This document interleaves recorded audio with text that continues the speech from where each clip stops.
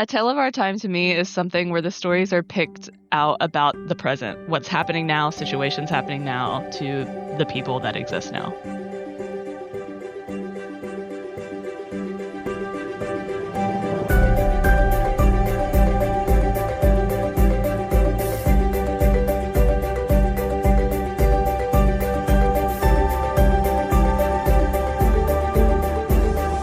Hello, everyone, and welcome to Tales of Our Time. Similar to one of our previous episodes this month, today's interview was done over the phone, and so the sound quality may be a little bit more compressed than you're used to hearing, but again, the interview is very worth it and is about a brand new book that's just come out that I think many of you will be able to relate to.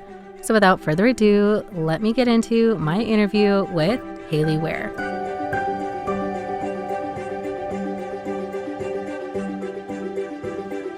Welcome, everyone, to Tales of Our Times. This is a show where we discuss the stories that move us, what makes them so meaningful, and why others could or should find meaning in them as well. This is not a spoiler-free show, so bear that in mind as you continue to listen. We tackle movies, books, podcasts, and more. Where there's a story, there's a reason to read. I'm your host, Amanda Stevens, and joining me today by phone from Taichung is our guest, Hayley Ware. Welcome, Hayley. Hi, thanks for having me. It's so fun whenever we get to talk to somebody from a different city in Taiwan, because I feel like even though it is a really small country, it kind of makes it feel a little bit bigger for those people who don't live here. Totally get that. Is there anything you would like to say to introduce yourself? I have been living here in Taichung for 11 years. I am originally from North Carolina in the States, but I teach English and I read in my free time. It's kind of what I do. And I just read to escape reality because why not? Mm-hmm. I think you'll find many other like-minded people who have been on this show. But to that end, then what story have you brought for us to talk about today? Today, I've got Emily Austin's new book that just came out in January of this year. It's called Is This a Cry for Help? It's contemporary lit fic. So it's a story for many people. And you, just before recording, you told me about how recently this book came out. And it kind of like blew my mind that you had already finished it. Is this an author you follow? I did. So I knew about Emily Austin a couple of years ago when I heard about one of her first books, and I picked it up and I've loved her ever since. And when I heard that this book was coming out, I went into my Libby app and clicked it to pre-save, and as soon as it came in, I was the first person to grab it, and I read it in like a day and a half. And Libby is an app in the United States. It works outside of the United States, which is awesome for those of us with library cards, where you can basically rent library books virtually. Is that correct? That is correct. Taiwan doesn't actually have it set up with their libraries here, but it does have libraries around the world. You just have to have a library card from that country or state within the U.S. to get access. But let's circle back to Is This a Cry for Help? One of the funniest names for a book I've ever heard, I think. Is there anything that you think we should know about the book before we get into the summary? I think that just like the overarching themes, it's not too much of a serious issue, but does discuss mental health and it does discuss queerness.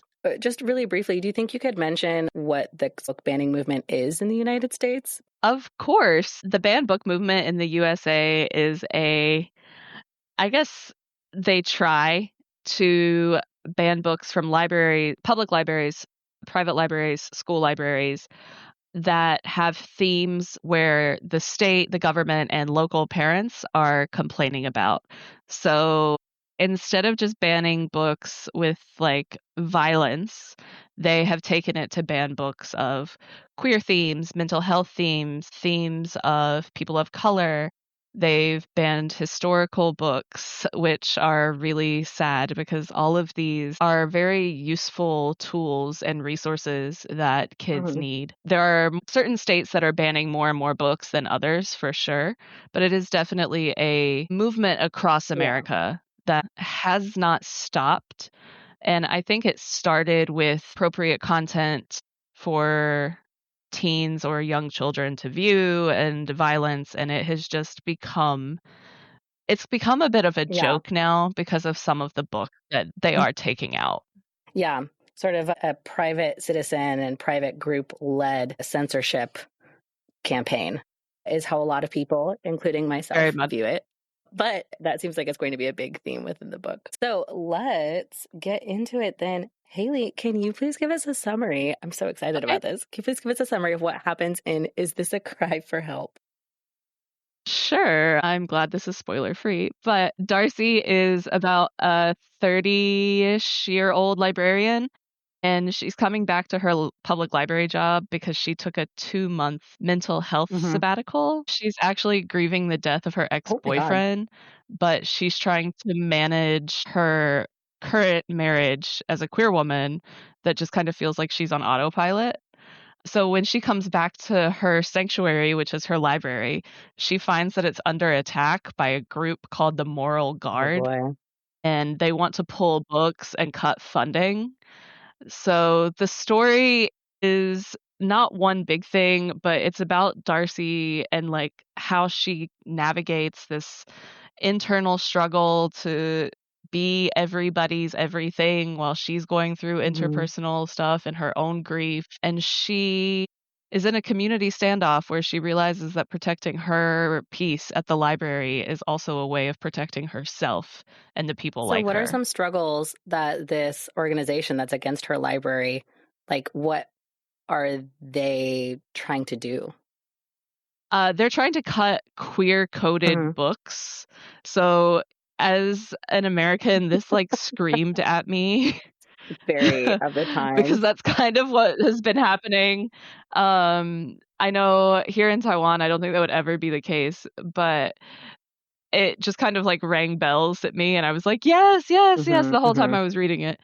But that's what they're trying to do, is that they have a stance in their own morality, which is against who she is as a queer Right. being and what the library does with queer books and, like, queer resources, and they wanna just And is cut that all of the that. main goal of, did you say they were called the Moral Guard? They are called the That's Moral Guard. okay. That is kind of the main goal of them Hmm. in the book is to cut This queer literature to cut and all of funding. I that. assume that also includes like programs Yeah. that are like outreach or like safe haven stuff as Oh, well. yeah, for sure. Does Darcy manage to like stop them in this? Because as you mentioned, this is really similar to things that are going on in the United States, and it's kind of an ongoing fight. So Yes. does the book end with her like stopping this? I guess I could call them a community group who is against her library, or does it end with sort of her taking that stance that you mentioned at the end of your summary, where she's like, "I'm just going to stand up and protect this place"? Yes Hmm. and no. Yes, as in the sense of, like, there is, like, a clean ending to it, but no in the sense of, like, the ideology that they have doesn't Yeah, vanish. Like, that ideology is just going to constantly exist because we're a world of a billion different people. But so yeah. yes and So no. maybe this group is this sounds like such a weird word. This group is like defeated or doesn't manage to get their thing done. They do Oh, get nice. disband. That might Woo! be the Disbanded is best such a way better word. to Yeah, put I'm it. just like thinking in like these big sweeping terms, and I'm like, I don't know how to dial this down to like community level. No, I Like, get it. But yeah, so she along with the help of other, like, librarians and a couple community members, she does kind of hmm. disband this group, the Moral Guard, and things kind of wrap up nicely, but not so nicely for her, but yeah. Oh my God, I'm so curious. What does that mean? You I don't don't want wanna, to like, lay out close everything. everything out, but I want you guys to Oh, read okay. it. So then let's get into sort of your experience with this book because you said that you were waiting, like you were on the wait list for when this book dropped. I was on the wait list. What was your first encounter with this book? And I guess because we already discussed that, like, Okay. is this an author that you follow often? I, as a queer Hmm. woman, love looking for new queer Hmm. authors, and I had heard about Emily Austen's first book called Interesting Facts About Space, and I picked that up, and I thought her writing was very relatable and raw and real, and I just kept going. She has other books, and I've read about 3 of them so far. I have another one in my room that I haven't started yet, and I have loved everything she's written, but this one in particular Is This a Cry for Help is probably my Mhm. favorite one. Wow. And yeah, she writes really relatable stories for queer women or women who are struggling, going through mental health crisis or just life Mhm. in general. This one, Is This a Cry for Help, is contemporary literary fiction. It doesn't have like a specific Mhm. genre. It just kind of fits where it fits. And I think that that's the beauty of it is that anybody could pick this up and read it and see what's happening in the real world and find Yeah. it relatable. It sort of reminds me of we don't really have this genre in English literature, but of the Japanese genre slice of life. And this wouldn't fit into that because that Yes. typically has like more of a like nostalgic or sort of like a feel good vibe to it. So, but it does feel like this sort of contemporary fiction that doesn't quite fit into easily into those other categories is something that is close to that to me. Like sort of just like an alternate view of like what daily life would be or probably is for many people. I think that's probably the best way to explain it. Emily Austen uses a lot of dark Mhm. comedy, dark humor as well, so it might fit a little bit more into Yeah. that instead of, like, the happiness of the slice of Yeah, life yeah. category, but I still find it to be really funny and relatable, and it's not she has this really nice way of tackling these Yeah. heavy themes, but not making it Like so that's not what heavy. you come away with is that feeling of like, oh God, everything sucks. It's Exactly. that sort of lighter. Yeah. There's not this dread, but it's also like you walk away and you're like, "Wow, alright," but then you feel hopeful and you feel like, "I just read something that's not gonna make me Yeah, break it's like a down." good framing. But let's get into that Yeah. relatability then. So what made this book, Is This a Cry for Help, so meaningful to you? Um, I don't know, maybe I feel like I'm kindred to the main Uh-huh. character, Darcy, because I am also someone who's on autopilot, not in my Sure. relationship, but in other parts of my life. I am queer as well, and I love a library. I am very vocal about what the Mhm. US is doing, what they have done with Mhm. banned books. So, I feel like that is a very important thing to me. I also am a mental health Mhm. advocate, and I feel like the way that she tackles Darcy's struggle with grief and mental health and navigating that is done really, really Mhm. well. So I do find myself in her book, specifically this one, and it's an underrated book so far, I think. I think it could get a little bit more hype. Would you mind if I probed a little bit further? And could I ask, like, was there one area in Go which, for it. like, you particularly saw yourself sort of mirrored in Darcy's struggles? You mentioned the autopilot thing. And for her, I think, even with your Mhm. summary, like, sort of leaving morsels for readers to pick up on their own, I think you can clearly see how she would be on autopilot through grief of a relationship that wasn't quite right for her, but, that closeness still existed Mhm. while still trying to be present in her current relationship, which is a much better fit for who she actually is. So, I mean, do you mind if I probe? You could speak to that or speak to another struggle. You can totally probe because I think that, any foreigner here will understand if they've been Hmm. here long enough. Um, Being away from home and dealing with grief and having to navigate that in a completely different country while feeling like your life is on autopilot, Hmm. going through the day to day, going to work, teaching classes, or whatever you're doing for your job, and then coming home and trying to just exist in relationships and friendships and Hmm. what have Hmm. you. I feel like that's where I saw myself in Darcy, is she tried to take her time off to grieve about the death of her ex-boyfriend and then came back to whatever is happening in the only place that she felt Hmm. peace, and she feels like her whole life is crashing. I have also Yeah. felt that in the past of I mean, I've been here Yeah. Yeah. 11 years, so you're bound to feel this at some point. So, other than that, I also considered myself like a Hmm. misfit when I grew up. I wasn't the one that, like, followed all the rules, or I believed in, like, weird things and liked weird things, and so I feel like when Emily Austen frames Darcy, she frames her as a misfit Hmm. and, the other librarians that she works with as well, and so I feel like that's a nice group of people that I could see myself in. within a Yeah. book. I think I also like the thing you're describing is really like does really feel. I'll say I've been here for 12 years. So like I am like vibing with what you're putting down here. But yeah, Yeah. I think it also speaks to this idea that like you mentioned, if you experience grief in one country while things are happening in another, there's sort of this like common cruelty to grief where like however big your feelings are and however much it feels like your world may stop, the larger world around you keeps pushing on. And sort of having to re-enter Yeah. that like jet stream of events is always so overwhelming in the best of times, but our current circumstance really doesn't feel like the best timeline, if you were to use that metaphor. No, And it so doesn't. that just makes it so much more overwhelming to try to like get back into the swing of things. So let's kind of broaden that out a little bit more then and say, what do you think Yeah. makes Is This a Cry for Help a tale of our time? Or another way that I could say that is, what meaning do you think that other people could find in the book? Is this a cry for help? I think that this book gives major, like, if I don't laugh about it, I'm gonna cry about it energy. And I, as a millennial, find that to be so relatable, Hmm.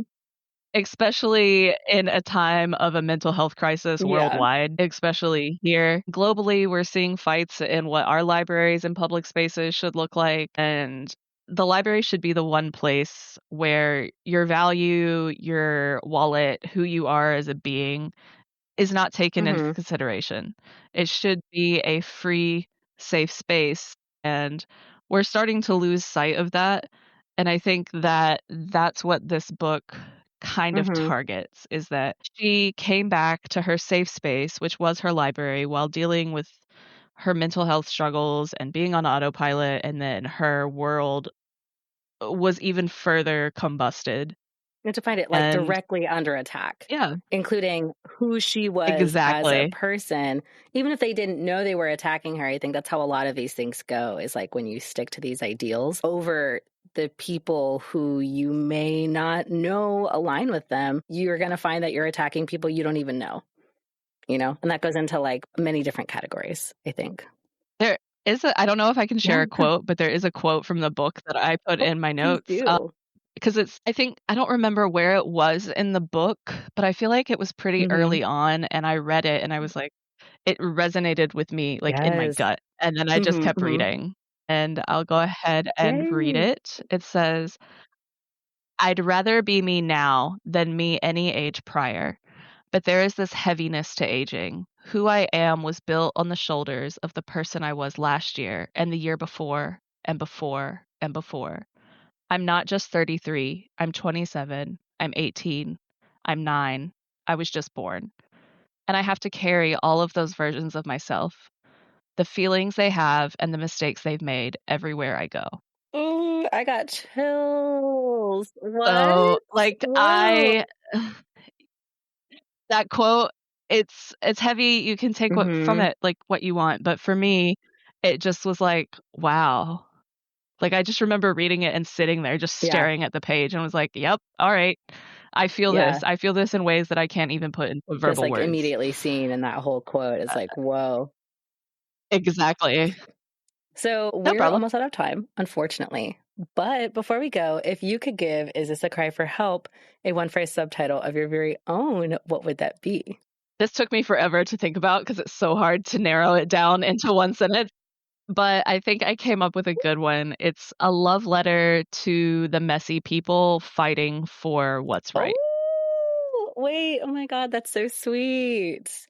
Man, I really want to read this book Yeah. now. Oh, Well, Haley, thank you so much for coming on. This has been such a lovely talk. It's been so fun to talk about all thank these you. ideas and get back into this idea of library culture that I feel like I sometimes miss out on in Taiwan. So thank you so much for your time. No, thank you so much for having me. This has been Yeah, great. and thank you to all of you listeners out there for tuning into Radio Taiwan International. This has been Tales of Our Time with today's guest, Hayley Ware. And today we were discussing the book, Is This a Cry for Help? A love letter to the messy people who are fighting for what's right. A tale of our time. We'll see you next time.